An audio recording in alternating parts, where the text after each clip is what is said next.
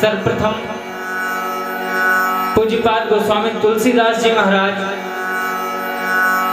जब रामचरितमानस की रचना कर रहे होते हैं तो प्रभु राम की कथा लिखने से पूर्व ये बताते हैं कि उनको ये कथा प्राप्त कहां से हुई। सबसे पहले श्री तुलसीदास जी महाराज कहते हैं ये कथा प्रभु की, ये कथा सर्वप्रथम भगवान शिव ने माता पार्वती को सुनाई। बाबा तुलसीदास जी कहते हैं कि शंभु कीन्हयः चरित सुहावा बहुरी कृपा करी उमहि सुनावा सोई शिव काग भुषुंडी दीन्हा राम भगत अधिकारी चिन्हा राम भगत अधिकारी चिन्हा तेहि सन जाग बलिक मुनि पावा तिन्ह पुनि भरद्वाज प्रति गावा करिहउँ सोई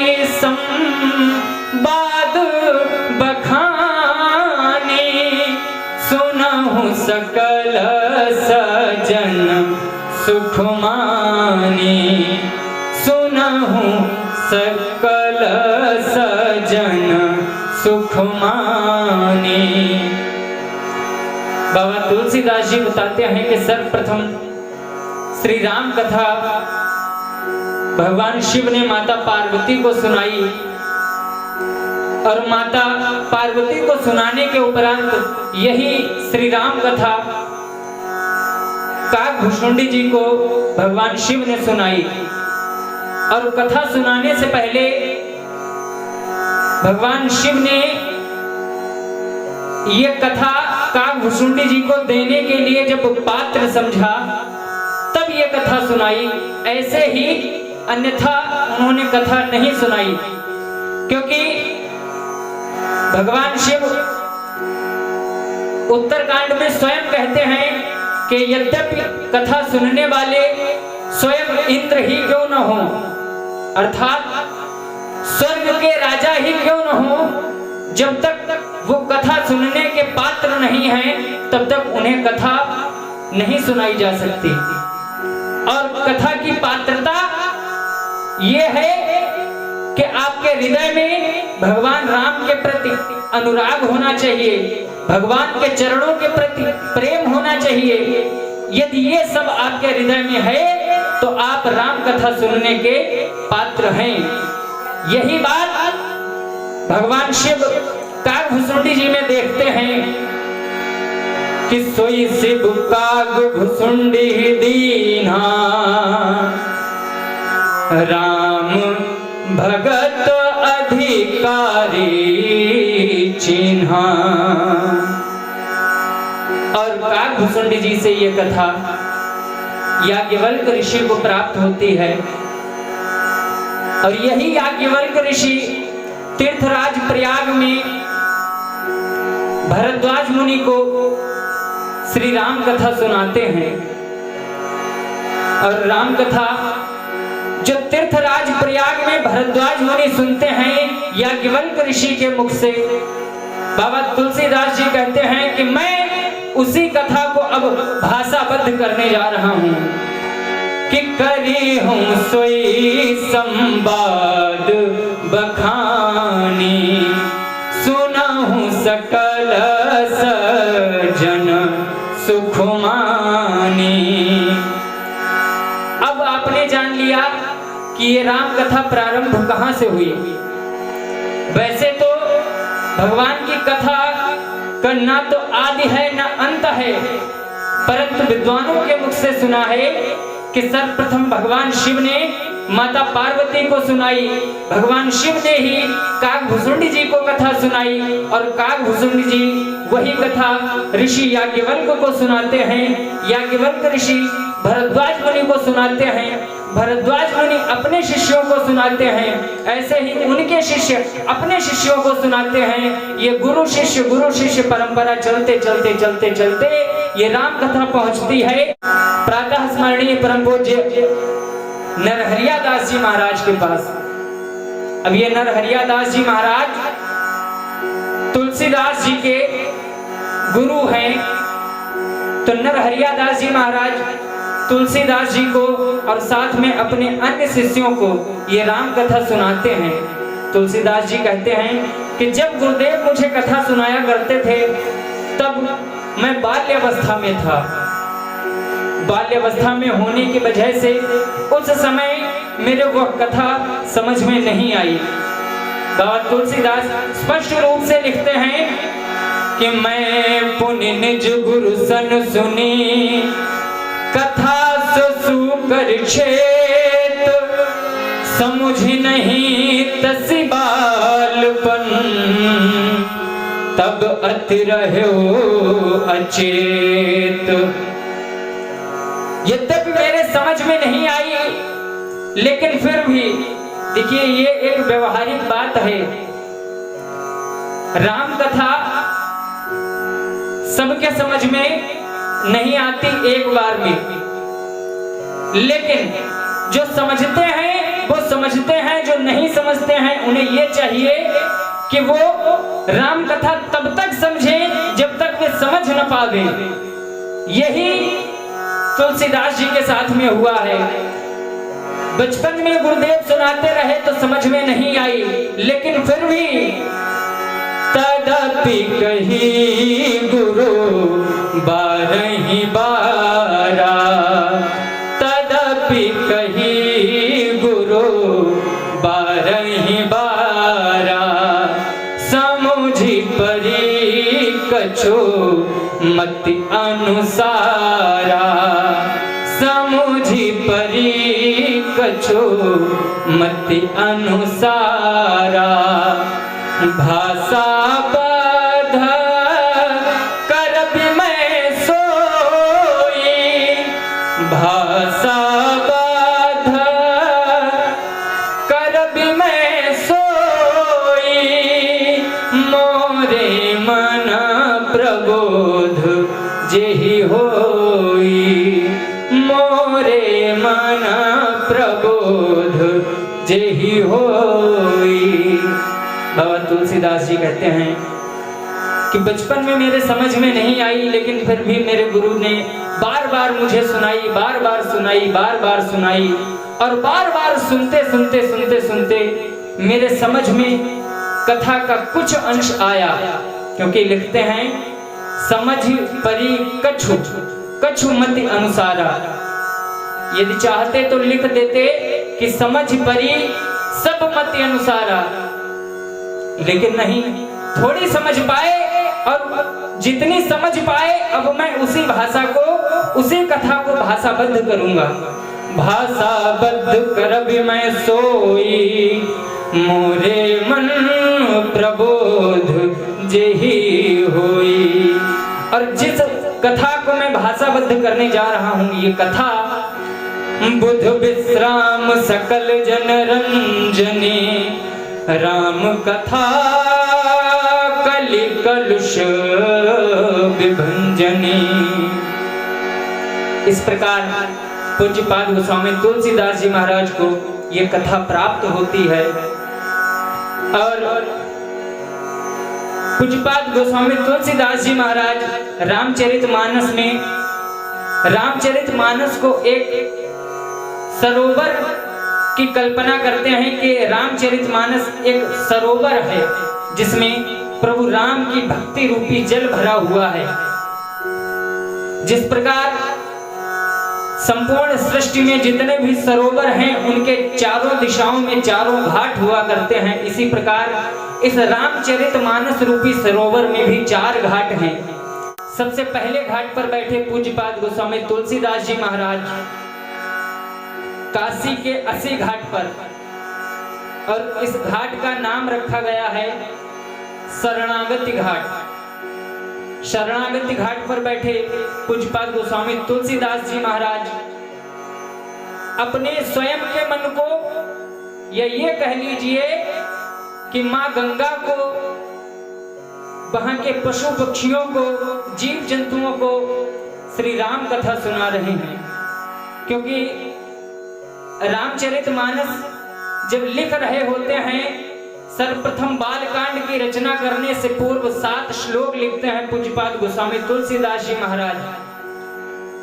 प्रथम से लेकर 6 श्लोकों तक सबसे पहले माता सरस्वती और गणपति की वंदना करते हैं, फिर भगवान शंकर की वंदना करते हैं, माँ भवानी की वंदना करते हैं, भगवान राम की वंदना करके माँ सीता की वंदना करते हुए, श्री हनुमान जी महाराज की वंदना करते हुए अंत में 7वें श्लोक में कहते हैं कि नाना पुराण निगमागम सम्मतम यद रामायणे विदितम कुचदुन्नतो अपि स्वान्तः सुखाय तुलसी रघुनाथ गाथा भाषा निबंध मति मंजुल मातुनोति।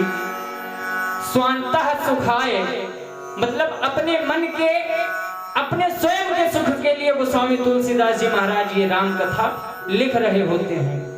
उनका उद्देश्य ये नहीं है कि कलयुग में प्रत्येक घर में ये कथा गाई जाए, प्रत्येक व्यक्ति इस कथा को सुने, ये उद्देश्य नहीं है। उनका उद्देश्य मात्र कि मेरे स्वयं के मन को ये कथा लिखने के बाद में सुख प्राप्त हो। स्वान्तः सुखाय तुलसी रघुनाथ गाथा भाषा निबंध मति मंजुल मातुनोति। इस प्रकार पहले घाट पर पूज्य तुलसीदास जी महाराज सुना रहे हैं कथा। दूसरे घाट पर बता रहे हैं याज्ञवल्क्य ऋषि भरद्वाज ऋषि को कथा सुना रहे हैं, और स्थान है तीर्थराज प्रयाग। और जिस घाट पर याज्ञवल्क्य ऋषि भरद्वाज मुनि को कथा सुना रहे हैं, इस घाट का नाम रखा गया है कर्मकांड घाट। तीसरे घाट पर बैठे भगवान शंकर माता पार्वती को कैलाश पर्वत पर कथा सुना रहे हैं, और इस घाट का नाम है ज्ञान घाट। चौथे घाट पर बैठे काकभुषुंडी जी वक्ता के रूप में हैं, और पक्षीराज गरुड़ जी श्रोता के रूप में हैं। ये चारों श्रोता वक्ता अपने अपने श्रोताओं को, चारों वक्ता अपने अपने श्रोताओं को इस राम कथा की महिमा सुनाते हैं। सबसे पहले तुलसीदास जी महाराज इस राम कथा की महिमा सुनाते हुए कहते हैं, राम कथा कलिका मधु गाई सुजन संजीवनी मूरी सुहाई। कलयुग में ये राम कथा कामधेनु गाय के समान है। इस प्रकार पूज्य गोस्वामी तुलसीदास जी महाराज राम कथा की महिमा बताते हैं।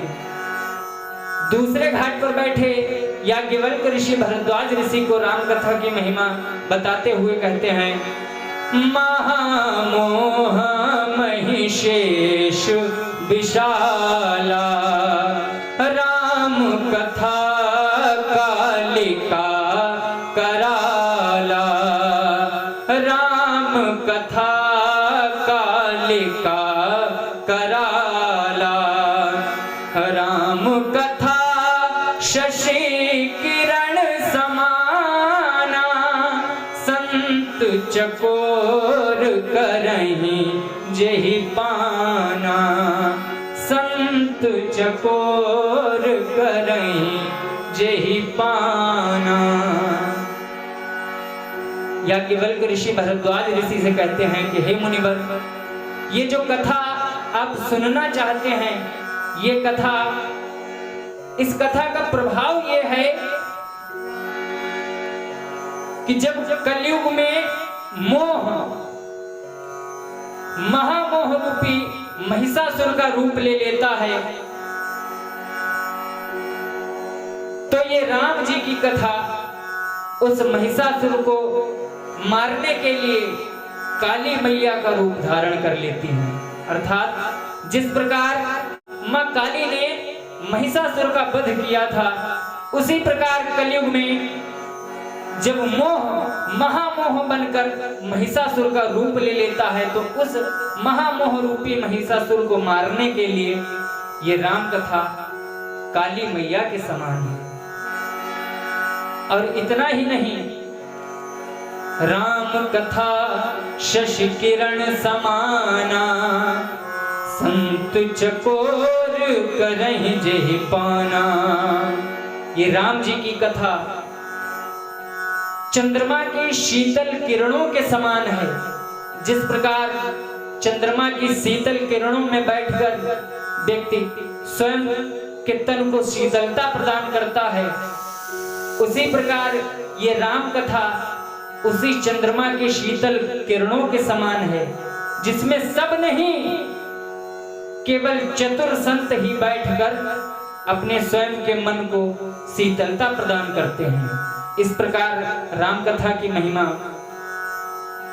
याज्ञवल्क्य ऋषि भरद्वाज ऋषि को सुनाते हैं। और वहीं तीसरे घाट पर बैठे भूत भावन भगवान भोलेनाथ माता पार्वती को इस राम कथा की महिमा बताते हुए कहते हैं कि राम कथा कली बिटप कुठारी, सादर सुन गिरिराज कुमारी। कि हे पार्वती, जिस प्रकार बड़े से बड़े वृक्ष को काटने के लिए एक 4 इंच की कुल्हाड़ी पर्याप्त होती है, उसी प्रकार ये राम कथा मनुष्य के समस्त विकारों को, तीनों विकारों को जड़ से नष्ट करने के लिए एक कुल्हाड़ी के समान है। राम कथा सुंदर करतारी, संशय बिहग उड़ावन हारी।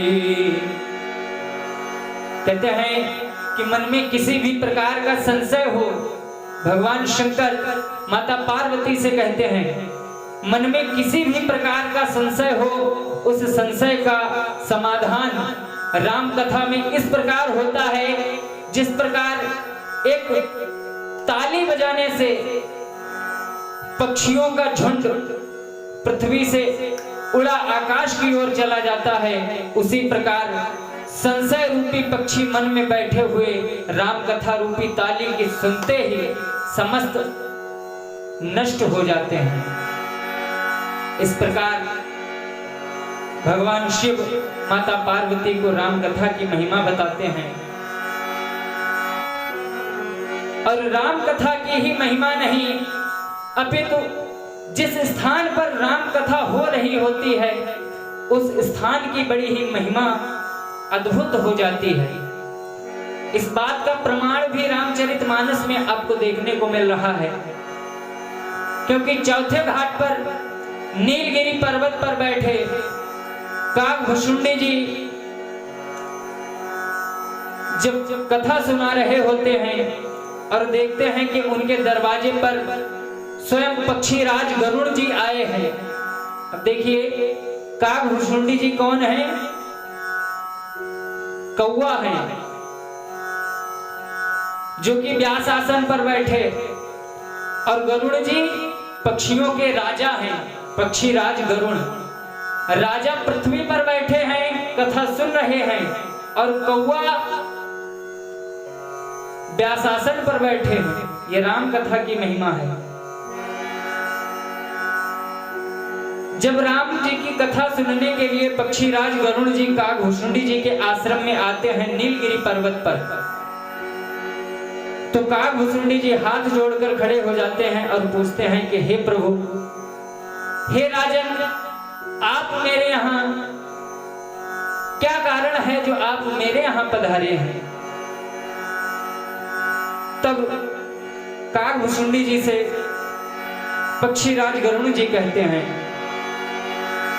कि सुनहु तात जेहि कारण आयऊं, सो सब भयउ दरस तब पायऊ, देखी परमा पावन तब आश्रम, देखी परमा पावन तब आश्रम, गयऊ मोहनाना संशय भ्रम, गयऊ मोहनाना संशय भ्रम।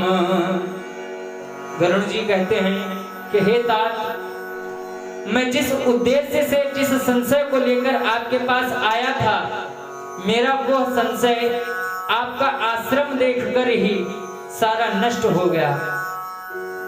मेरे मन में प्रभु राम के लिए जो भी सवाल थे, जो भी प्रश्नवाचक चिन्ह थे, वो सारे आपके आश्रम को देख के नष्ट हो गए। अभी आपने मुझे राम कथा नहीं सुनाई, परंतु राम कथा सुनने से पहले जिस स्थान पर राम कथा हो रही है, उस स्थान को ही देखकर सारे संशय मेरे मस्तिष्क से मिट गए हैं। इस प्रकार की बात पक्षीराज गरुड़ जी काकभूषुंडी जी से कहते हैं। लेकिन अब आया हूं तो प्रभु की कथा सुनकर ही जाऊंगा, इसीलिए हे काकभूषुंडी जी, हे व्यास जी महाराज, अब श्री राम कथा अति पावनी, अब श्री राम कथा अति पावनी, सदा सुखद दुख पुंज नसावनी, सादर तात सुनाबहु मोहि, सादर तात सुनाबहु मोहि, बार बार बिनबहु प्रभु तोई, बार बार बिनबहु प्रभु तोई। हे प्रभु, मैं बार बार विनती कर रहा हूं आपसे, और मेरी यही विनती है कि अब आप मुझे प्रभु राम की कथा सुनाइए। इस प्रकार काकभूषुंडी जी पक्षीराज गरुड़ जी को कथा सुनाने लगते हैं, और जब कथा सुना देते हैं तब अंत में कथा समाप्त करने से पूर्व काकभूषुंडी जी श्री राम कथा की महिमा बताते हैं और कहते हैं कि सुनो खगपति आहा कथा पावनी, त्रिविध ताप भव भय दावनी, त्रिविध ताप भव भय दावनी। और इतना ही नहीं, हे तात सुनिए, जे सकाम नर सुनहि जे गावहि, श्री राम कथा जे सकाम नर सुनहि जे गावहि, सुख संपत्ति नाना विधि पावहि, सुनहि विमुक्त बिरत अरु विषयी, सुनहि विमुक्त बिरत अरु विषयी, लहहि भगति गति संपत्ति नई। इस प्रकार काकभूषुंडी जी कथा की महिमा बताते हुए कहते हैं कि हे खगपति, ये कथा बड़ी पावन कथा है और इस कथा की इतनी शक्ति है कि ये कथा सुनने वाले के तीनों तापों को समाप्त कर देती है। दैहिक, दैविक और भौतिक तीनों तापों को समाप्त करने के लिए ये राम कथा बहुत ही महत्वपूर्ण है। और इतना ही नहीं, जे सकाम नर सुनहि जे गावहि, सुख संपत्ति नाना विधि पावहि। जो भी मनुष्य सकाम भावना लेकर इस कथा को सुनते हैं, कहते हैं या गाते हैं, तीनों में से जो एक भी काम कर लेते हैं, सुख संपत्ति नाना प्रकार की प्राप्त करते हैं। और राम कथा सुनने के लिए, कहने के लिए जरूरी नहीं कि आप वैरागी हों, आप संत हों, आप बाबा जी हों, ये जरूरी नहीं। राम कथा कौन सुन सकता है? सुनिएगा, बाबा कहते हैं, सुनहि विमुक्त विरत अरु विषयी, लहहि भगति गति संपत्ति नई।